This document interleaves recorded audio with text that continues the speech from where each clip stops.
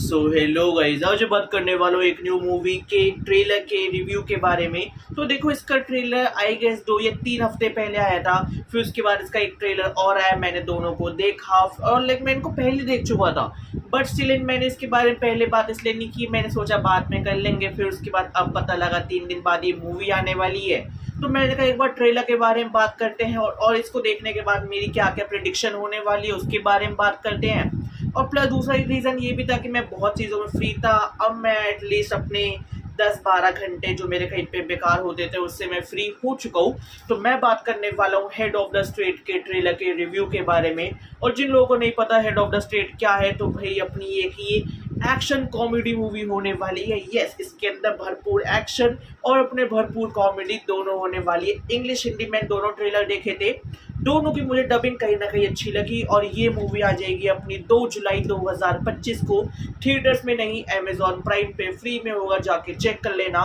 देखो, अगर मैं इसके ट्रेलर के बारे में बात करूं, क्योंकि इसके अंदर काफ़ी सारे करेक्टर्स है और इंग्लिश नाम मुझे याद नहीं होते, तो इसके अंदर जो अपने मेन कास्ट में करेक्टर्स होने वाले वो होने वाला है जॉन सिना, जो अपने रोल प्ले करेंगे विल डेरिंगर का, जो यूएस का प्रेसिडेंट है। और साथ में वो एक अपना एक्शन मूवी का स्टार है। यस, वो इससे पहले अपनी एक्शन मूवीज में बहुत बड़ा स्टार था।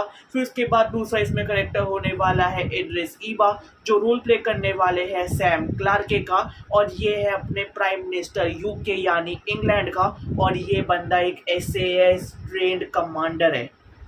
यस, और अपनी तीसरी लीड होने वाली है अपनी इंडियन यानी अपनी प्रियंका चोपड़ा, जिनका नाम होने वाला है नोएल बेसेट। और ये अपनी MI6 की ये एजेंट है। और इस बंदी के पास अपना लेटेस्ट मिशन होता है कि इसको इन दोनों बुड्ढों को बचाना है। देखो, अगर मैं मूवी के प्लॉट के बारे में बात करूं, जो मुझे ट्रेलर को देख के आइडिया लगा, तो मेरे हिसाब से कुछ ऐसा होने वाला है कि अपने बहुत सारे प्रेसिडेंट, प्राइम मिनिस्टर, ये सब लोग अपने एक एयरफोर्स के एक एयरप्लेन में जा रहे होंगे। और इनकी आई गेस कोई एक सबमिट होने वाली होगी, जैसे अभी इंडिया में हुई थी, या फिर बाहर अपनी G7 या ऐसे बाकी होती रहती है, जहाँ पे अपने बहुत सारे पॉलिटिकल लीडर एक साथ आते हैं। और ये जिस अपने प्लेन में जा रहे होते हैं उस पे कोई अपने अननोन लाइक टेररिस्ट मान लो या कुछ भी मान लो, कि एक साथ हम इतने सारे देशों की पॉलिटिकल पावर खत्म कर देते हैं, तो वो उनके प्लेन पे अटैक कर देते हैं। बाय कोइंसिडेंस इनके प्लेन में बहुत बुरा हाल और अटैक हो भी जाता है। और फिर उसके बाद दिखाते हैं कि भाई अपना प्लेन ऑलमोस्ट क्रैश होने वाला है, उससे पहले ये दोनों अपना सेपरेट पैराशूट लेके अननोन लोकेशन पे बस कूद गए कि भैया हमें अपनी जान बचानी है। और बाय कोइंसिडेंस इन दोनों की ही जान बच जाती है। इन दोनों को ये पैराशूट यूज करना आता है। ये आसपास ही उतरते हैं, वो कुछ जंगलों का एरिया होता है। फिर जंगल में उतरने के बाद ना इनके पास फोन है, ना इनके पास पैसे है, ना इनके पास सिक्योरिटी है, चाहे वो बंदे ऊपर से नीचे आके इनको फिर से मार दे।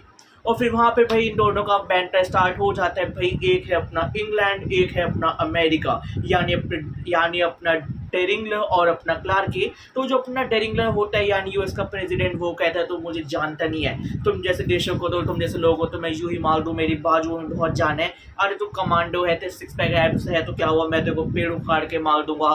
फिर इस पर अपना क्लार्के कहता है काम कर, आज तू पहले यही कर।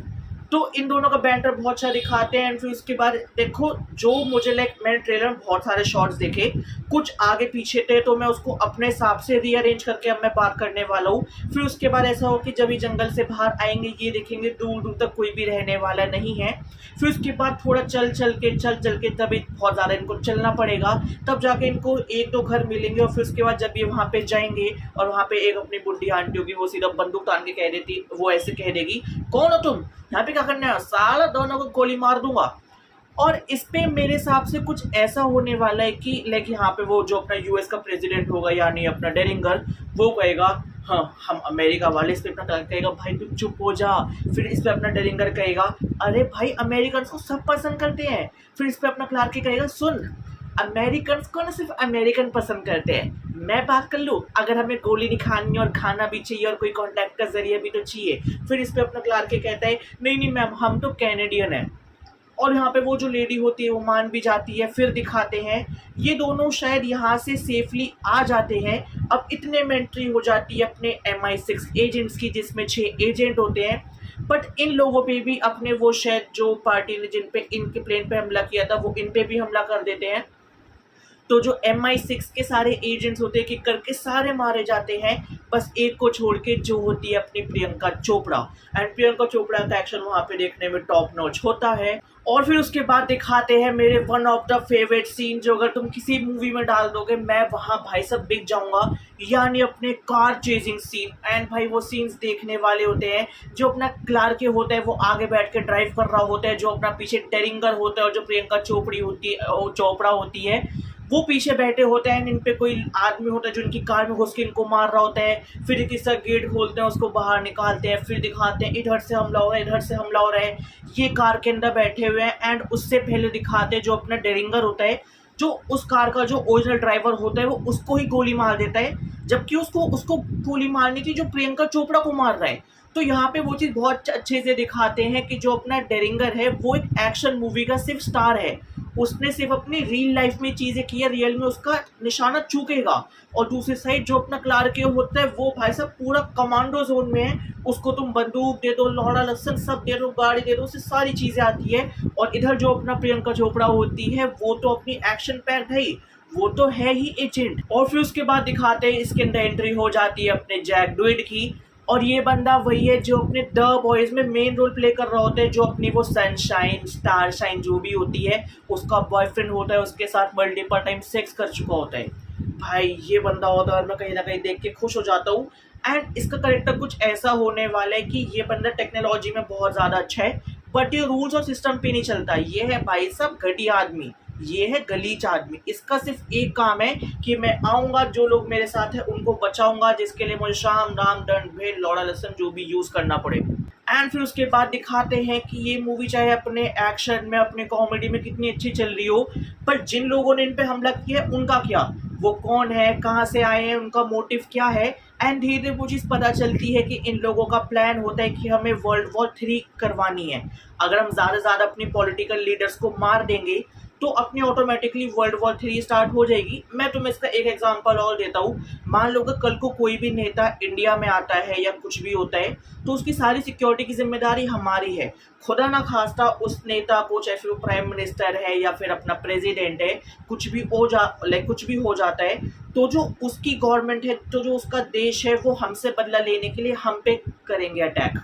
मान लो, अब मैं इसका एक एग्जांपल देता हूँ कि मान लो कल को अपना चाइना का किम जोंग आया यहाँ पे, और चलो हमने ही मरवा दिया या वो खुद वहाँ पे ख़त्म हो गया इंडिया में ही, तो वो हमारा गेस्ट था, जिम्मेदारी हमारी थी।